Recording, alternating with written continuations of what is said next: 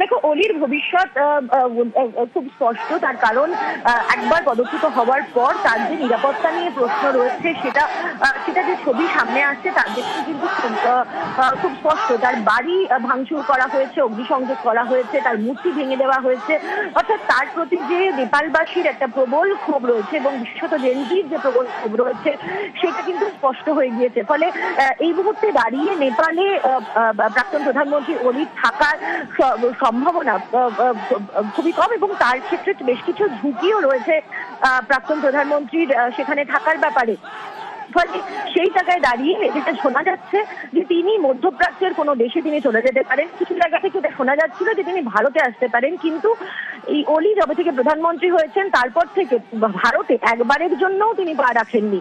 ফলে ভারতে আসার তার যে কোনো সম্ভাবনা নেই সেটা কার্যত বিদেশ মন্ত্রীর তরফ থেকে অনেকটাই সেই ইঙ্গিতই দেওয়া হচ্ছে। তবে নেপালে থাকা যে তার জন্য সেফ নয় সে বিষয় সম্পর্কে কিন্তু অলি কার্যত নিশ্চিত এবং তার দেশ ছেড়ে পালানোরই এখন ভবিতব্য বলেই কিন্তু মনে করছেন আন্তর্জাতিক সম্পর্ক বিশেষজ্ঞরা।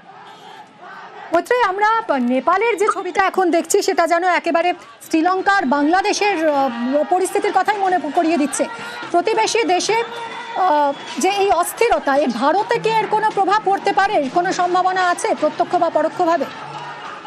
দেখো, ভারতের প্রত্যক্ষ প্রভাব পড়ার সম্ভাবনা কম থাকলেও পরোক্ষ প্রভাব অবশ্যই পড়বে। তার কারণ পড়শি দেশ নেপালের সঙ্গে ভারত একটি পোরাস বর্ডার শেয়ার করে এবং যার দৈর্ঘ্য 1750 কিলোমিটার। ফলে একাধিক রাজ্যের সঙ্গে এই পোরাস বর্ডার যুক্ত রয়েছে। ফলে সেখানে যখন অস্থিরতা তৈরি হয়, অর্থাৎ এরকম ধরনের কোনো সীমান্ত লাগোয়া কোনো দেশে যখন অস্থিরতা তৈরি হয় পড়শি দেশে, তখন অবশ্যই পাশের দেশে তার আঁচ এসে পড়ে। ফলে সেই জায়গাতে দাঁড়িয়ে ভারত তার সীমান্ত সুরক্ষিত করার জন্য নিরাপত্তা সুনিশ্চিত করার জন্য ব্যবস্থা নিচ্ছে এবং একই সঙ্গে যে ট্রেডের যে পথ রয়েছে, অর্থাৎ যে ট্রেড রুট রয়েছে নেপালের সঙ্গে ভারতের, সেই ট্রেড রুটের ওপরও কিন্তু একটা বড় প্রভাব পড়তে চলেছে। একদমই।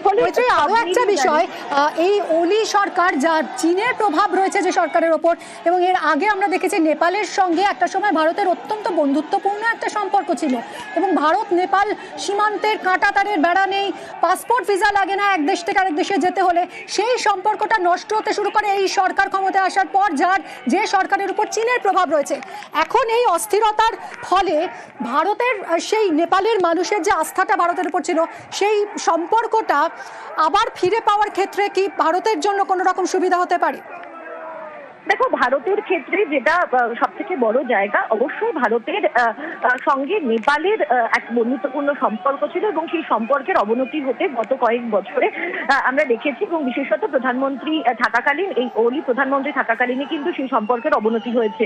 শুধু সেটাই নয়, সাম্প্রতিককালে তোমার মনে থাকবে যখন এসসিও সামিটে প্রধানমন্ত্রী গেছিলেন তখন জি জিনপিংকে একটি চিঠি লিখেছিলেন অলি, যেখানে ট্রেড রুট নিয়ে তার আপত্তি জানিয়ে এবং ভারতকে যাতে কোনোভাবেই ভারতের সাথে বন্ধুত্ব চায়না না করে সে বিষয়ে কিন্তু তিনি চিঠি লিখে জানিয়েছিলেন।